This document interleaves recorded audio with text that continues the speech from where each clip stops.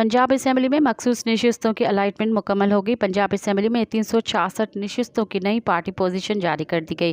मुस्लिम league नून 224 नशिस्तों के साथ Punjab assembly में सबसे बड़ी पार्टी बन गई। इलेक्शन कमीशन के मुताबिक पंजाब असम्बली में नून लीग ने जनरल 139 नशिस्तें जीती।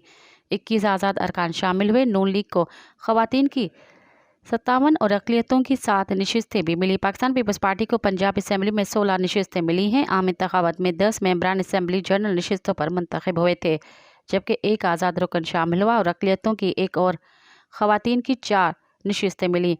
इलेक्शन कमीशन के मुताबिक मुस्लिम लीग काफ की कुल नशिस्तें 11 हो गई। काफ लीग आम इंतखाबात में 8 जनरल नशिस्तें जीती थी, जबकि खवातीन की 3 नशिस्तें मिली। इस तरह पाकिस्तान पार्टी IPP को 6, IPP ने 1 जनरल नशिस्त जीती, 3 आज़ाद अरकान शामिल हुए और 2 मखसूस नशिस्तें मिली। मज़ीद ख़बरन ऐं तफ़सीलात लाइ विज़िट कयो असांजी वेबसाइट www.awamiNewsHD.com ऐं ॾिसंदा रहो अवामी न्यूज़ HD।